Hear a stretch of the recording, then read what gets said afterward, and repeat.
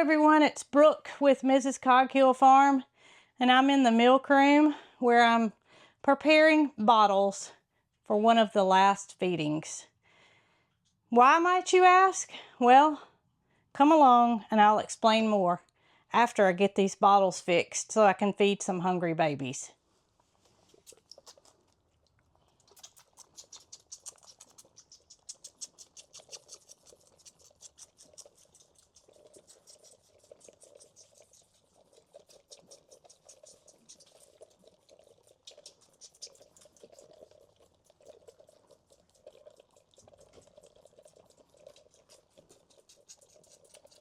Oh, Bramble, you had to come and block the whole view, didn't you, buddy?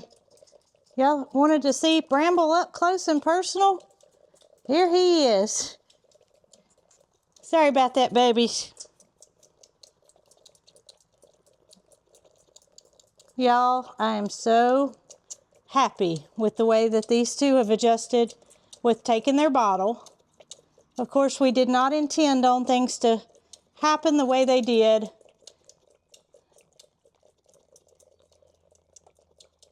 I knew from the beginning these two little babies, or if it was one or if it was three, would be going home to live with two little girls, Emma and Ella, who live, well, they're about an hour from us. They have been to visit the babies a couple of times now. They know how to fix their bottles. They've had experience with other farm animals in the past, and they've been doing their research for about 7 months now, because the only reason I was going to breed one of my goats was if I knew that I had a home for them.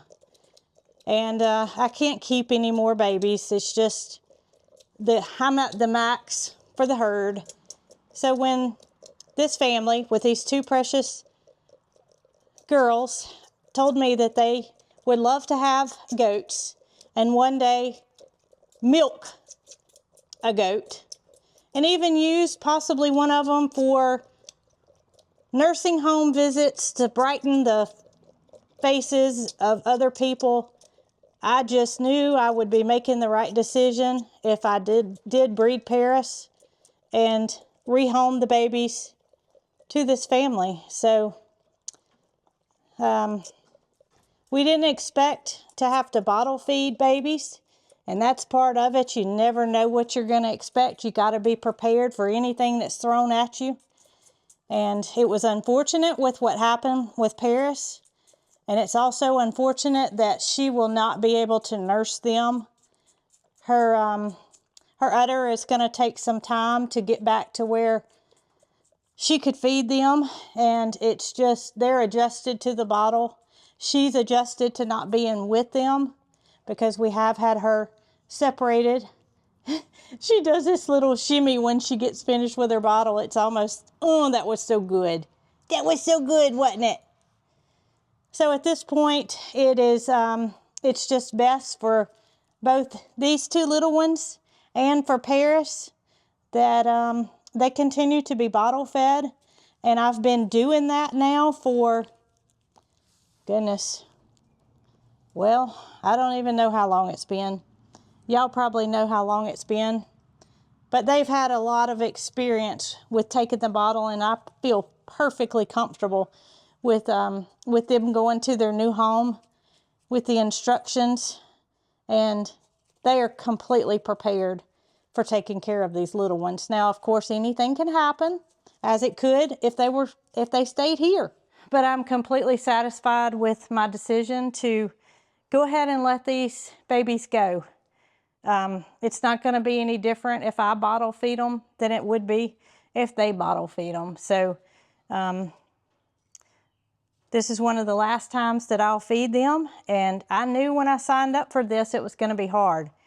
I have a special place in my heart for every animal that's here on the farm, and these babies are no different. But knowing that they're going to good hands and that everything's going to be taken care of to the utmost of their ability just puts my mind at ease, knowing that I can concentrate on taking care of Paris and rehabbing her in a way that she needs to be, and these babies can go on to their new home where two precious little girls will do a wonderful job at taking care of them. Now, does that mean I'm gonna forget them? No, I won't forget them. Little Marion and Marty, they already have names for them. They've each kind of connected to a separate goat. Ella's is little Marty here, the little male. And not to say they won't love them both, but they've connected with one. And Emma has connected with little Marion and Marion. And I think that's just perfect that both girls have one that they will indeed call their own. You can't have my microphone. No, you can't. But Paris is improving every day. She's not 100% yet by all means, but she is improving. And the antibiotics worked. I did administer some antibiotics into her teat on both sides of her teats that got into her udder, and I know that helped reduce that infection. She is out with the herd. She wanted to rejoin the herd and hasn't cried for her babies, so the babies haven't cried for her either. I just feel like, you know, while it was unexpected and unanticipated, if there was something that could have happened, it would have been that these two girls got to bottle feed the babies, and it happened. I didn't ask for it. They didn't ask for it. Obviously, staying with Mama would be the best outcome for everybody, but things happen. And y'all have been a delight to me. I am so glad that I got to spend time with you and got to bond with you. And I know everybody else enjoyed seeing them too, but guess what? I'm going to have, hopefully, a healthy baby calf to get to love on if Tater decides she's ever going to give her up. And I don't know. It's just, y'all are going to be loved, much, much loved. So much so that they have everything fixed up and ready for their arrival. The little girls are going to love them. But I tell you who's not going to miss this, and that is Peaches. I'm in her stall, and she and Pookie have a double stall. And they've had that since Pookie arrived. But Peaches has been staying on the other side of the stall with Pookie, which she's fine with. But I guarantee you she's going to move back in really quick once these babies move out. We'll show y'all just how quick she does move back in a couple of videos from now. I was washing the bottles out in the milk room, and I was looking out the window, and I'm always constantly wondering what Tater's doing. Where's Tater? What's going on? As a matter of fact, yesterday, Nick came by as he was going home from work. He passes by our road right here, and he said, y'all, he sent us a text. I thought Tater was in labor. I turned around and I went back, and she was just doing her business. So when I saw Tater out the window, you know, I have to come and take a visit and show y'all what she's looking like. Had some questions in the last video of how long do you let her go? So here's the deal with Tater. When Tater came to us, she was already bred, and nobody knew that she was bred, even though she had been with Ferdinand, the little bull that Nick and Zoe have over at Chestnut Hills Farmstead. They didn't think he was tall enough to reach them, and it never crossed my mind because honestly, I just never thought about it. So Tater having came here bred, we don't know when it happened, but we do know that she's pregnant. And the way we know that is we had a vet come over. He did not examine her with his hands, but he did look at her, and he agreed she's pregnant. When she's going to have the baby, we don't know because he didn't examine her. He gave it his best guess as 3 to 4 weeks after he came. But without examining her, he did let us know that, you know, that's just a guess. I don't know. So you can see she's breathing kind of hard. She's got to be getting close. She's got to be getting close. Now, if something had happened to the calf and it was no longer alive inside of her, Tater wouldn't be able to get up and walk around. She's been like this for several weeks now, and this is no different than what we're used to. Had some zoomies going on. I thought I'd stop and share, but of course, as soon as I do that, they're gonna stop. They have their pool out here. Let's see if we can see if they've been in it. Have y'all been in this pool? There's no dirt in here. That tells me y'all probably haven't swam yet. Oh, it's warm. It's warm. Does that mean y'all are gonna take a swim? So I completely quit talking about Tater because I saw y'all zooming around, and now I'm wondering if y'all might take a swim while I'm out here. No, I'm not gonna stay squatted down, I don't think, because there's a chance my ear could get taken away. So, Tater's definitely pregnant. And if she had a cow that was not alive inside of her, she would not be walking around at this point. She would need medical attention. She would be down. Now, needless to say, if time goes on and she shows sign that she is going into labor, I'm scared of you. So signs of discharge and that she should have went in labor and she doesn't, now that's another story. Because at that point, we would need a vet to come and examine her. But there has been no mucus plug, which is first indication that she's going to calf, and there has been no break of her water, which would be a second indication. So that first step that's got to happen a couple of weeks to a week before she calves has not happened. Not to say I couldn't have missed it.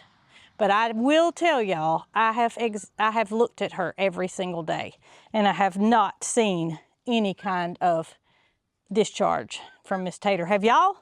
I mean, I know that y'all are into everything, and I wouldn't be surprised if y'all hadn't checked on Tater, because she just lives quit.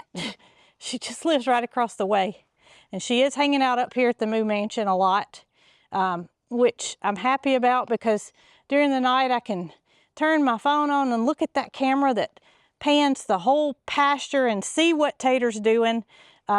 It's not daylight outside, but that camera is infrared or something, and it allows me to see her. And everybody's out here enjoying the grass, and pretty spread out here. You can see everybody's just, well, they're just happy. Matilda included. Let's see if she doesn't know her name when I call her. Matilda! Oh yeah, baby. I knew you do it. Matilda, look here, girl. What you doing? What you out here doing? She slings her head just like Moody, and I've told y'all that, but I didn't expect her to sling her head right then. Look at her. She can go up hills. She can go down hills. She can run.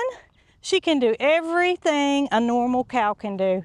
With Matilda's leg being in as good a shape as it is, she'll be making the big move. Won't you, girl? You ready to join Big Moody? I know you're enjoying that beautiful grass, aren't you? That grass is coming up. You sure are a pretty girl. Well, I do have a little something that's gonna brighten my spirits, since I am gonna part with a part of our farm, being the 2 baby goats. Since I'm parting with 2, that means I get 5 of something. And this is something that I've had ordered for a couple of months now. And yeah, it's chicks. So our local feed store was taking pre-orders for chicks before they were ever shipped. And so I go in and I get feed, and she says to somebody that came in, yes, those chicks will be in on such and such date. And I said, chicks, what breed are you having? She said, well, she showed me all the list of the ones she was getting, and one of them stuck out to me. Actually 2, but one step at a time, right? So the ones that stuck out to me were Morons, because they lay the dark colored eggs, and lavender Orpingtons. I just love a lavender chicken.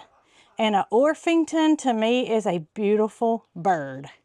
So while they're not the producer of the most eggs, I've decided I want a mixed flock, and I don't have a lavender hen currently.